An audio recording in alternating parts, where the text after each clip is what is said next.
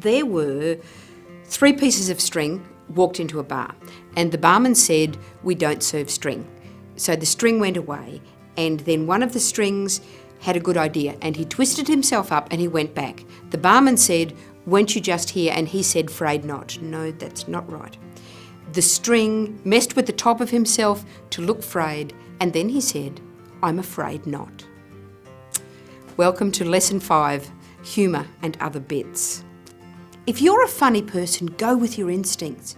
If it makes you smile, it will probably work.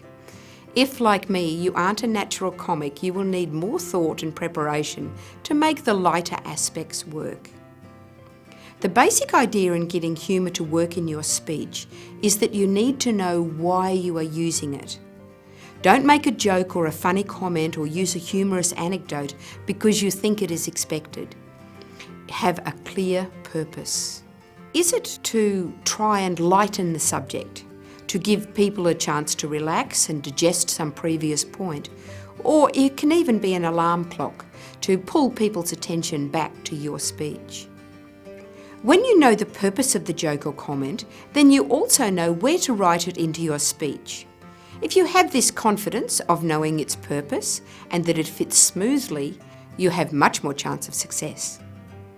Now, regarding content, the big no-nos: racism, homophobia, sexism, other social slurs.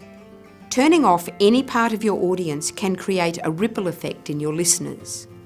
You have all been in an audience where someone goes, it pulls people's attention away from you as the speaker. Similarly, swearing or rudeness is a bad idea. Most people will laugh if you throw in the F word, but it's a poor excuse for wit.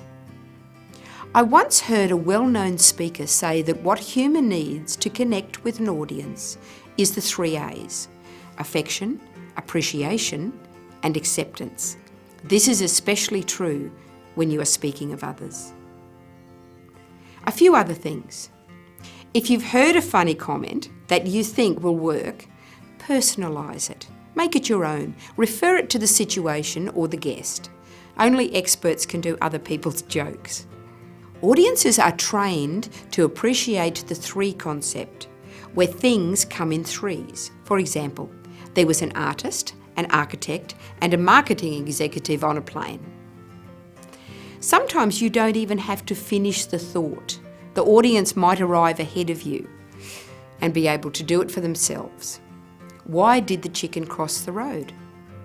Or you can play with what the audience might be expecting. If you mess up your delivery, just move on. It can't be fixed. Stay focused. You can even make it into a joke. You know what I mean. Don't let it knock your confidence. It's one part of a well-prepared and delivered speech. Let's briefly consider some other aspects of speech content. Statistics. If your audience understands the numbers about which you are speaking, then you probably won't have to do very much.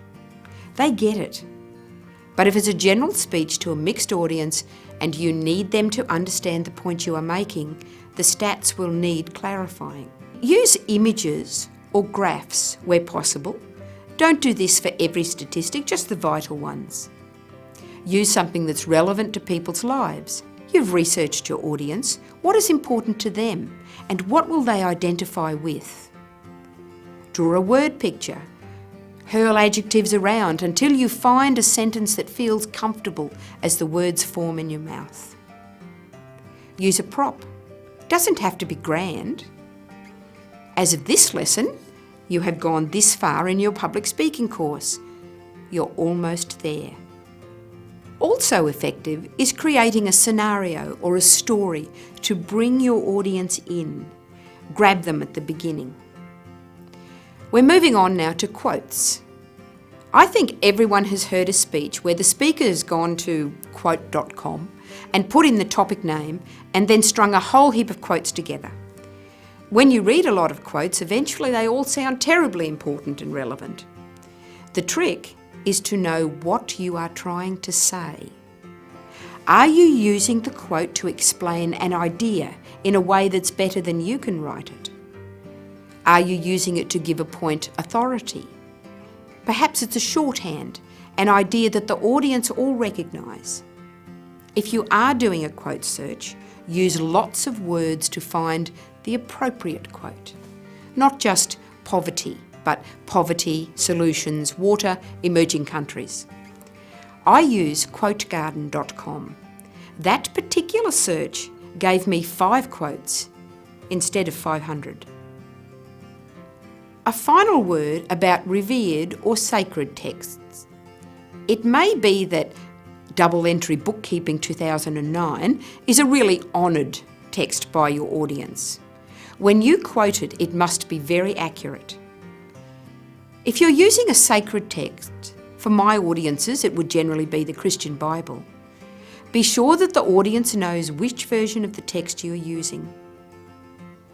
In our next lesson, we're going to make friends with microphones and cameras.